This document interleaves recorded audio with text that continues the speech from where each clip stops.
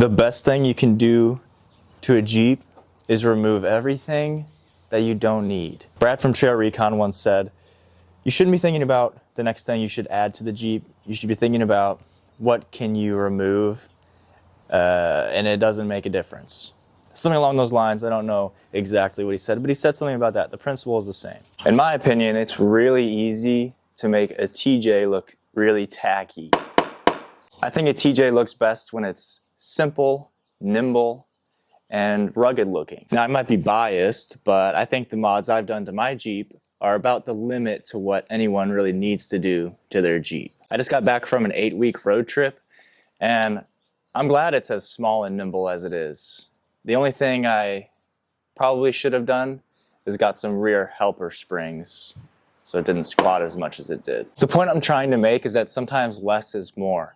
Near stock or maybe OEM Plus does wonders for the TJ, especially as newer Jeeps move further and further away from their simple roots. I made a build video a little over a year ago when I was in Moab, but since then I've done a few more things to the Jeep, including a rear bumper, 1-inch lift springs, new front steering components, rebuilt drive shafts. But the bumper was a difficult decision. I don't think there are great options for front or rear bumpers for the TJ. I think sometimes they're too big and bulky, or they just don't look right, in my opinion. I went with this one because it has the integrated tow hitch receiver, so I could consolidate my stock bumper and the frame-mounted hitch rack into one piece.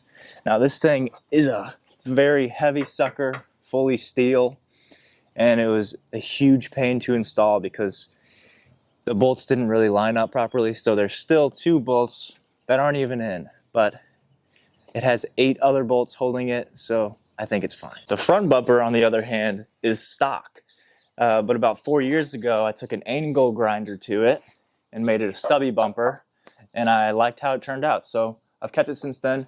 Got some end caps from Amazon. They make end caps to replace the stock plastic bumpers that are on the ends of the stock bumper. I added some of these little running lights and added some tow hooks, but it's a good bumper. The only other bumper options I would consider would be an AEV bumper, the Jeep AEV bumper, or the ARB bumper, or using a TJ conversion bracket. I would get a stock Wrangler 392 bumper and put it on the TJ. You can get those at MrTargetOnline.com. He sells the conversion brackets for like $60-something.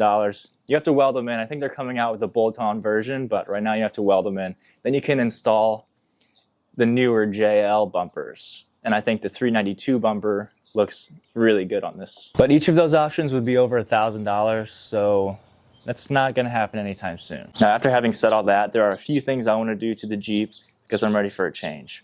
First, these yellow LEDs, they gotta go. They're decent, cheap lights from Amazon. They perform well. I like the yellow light, like how it performs in snow or dust, but I'm kind of tired of this placement of lights on the Jeep now, so they're going. I thought about moving them and mounting them back here to be used as chase lights, but the thought of wiring them all over there, I don't know how I would connect it to the bar or have to drill through the hardtop, so that decision was made for me.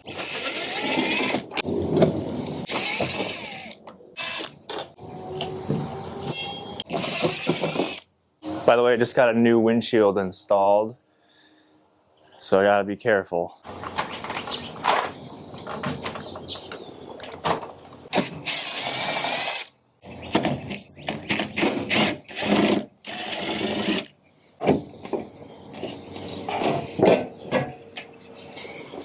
So that's off, so I can get to the wiring and remove all the wiring.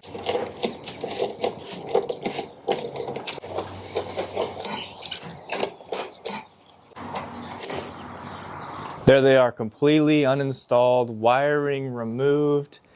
There's a little bit of damage on the paint because those lights have been installed for probably 3 or 4 years, but it looks clean, a little more mature, maybe you might say.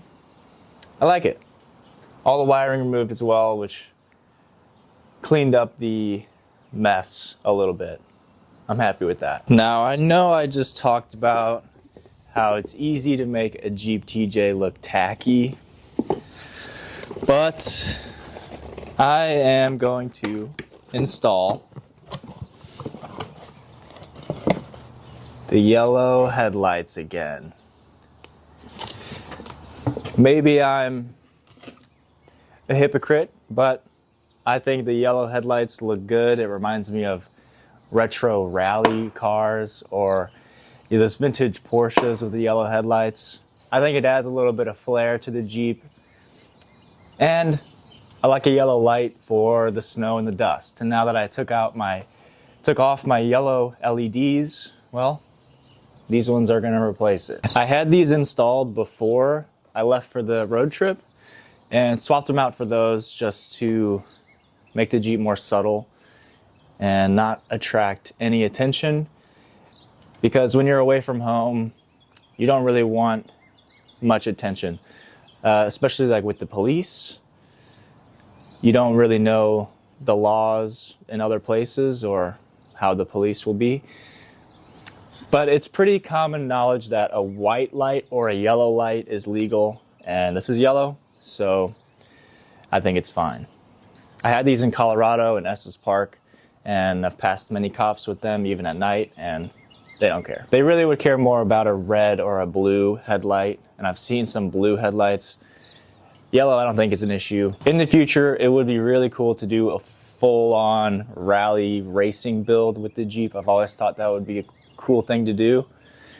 But when it's my daily driver and it's my only vehicle, it's kind of hard to do a full build like that on the Jeep. So the headlights will be in place until I can actually do a full build.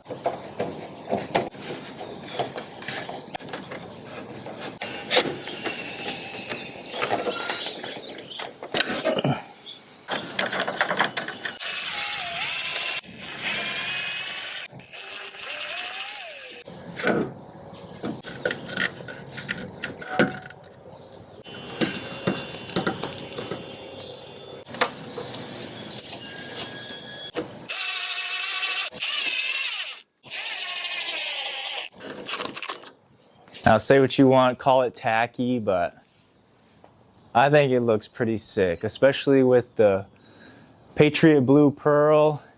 The contrast between the yellow and the blue looks sweet. Looks like snake eyes, and it really catches the eye. Leave in the comments what you think about it. Call it tacky. I don't really care. I like it. Now in the last video, I talked about removing this platform and putting my back seats back in. It just makes sense because it's my daily driver, and I'm kind of wanting to make it a little more casual, regular, stock. But then I kept thinking, well, I'll be moving here in the next month. This platform is excellent for holding extra gear and storage. I just went on the 8-week road trip, and I probably couldn't have done it without a platform like this. Now, this could also be used for other things, like a mobile coffee setup situation. So I'm going to wait on making this decision because the platform serves its purpose, and it is really helpful. If you have any input, leave them down in the comments, but that's all I'm doing to the Jeep today. Thanks for watching. See you in the next one. Peace.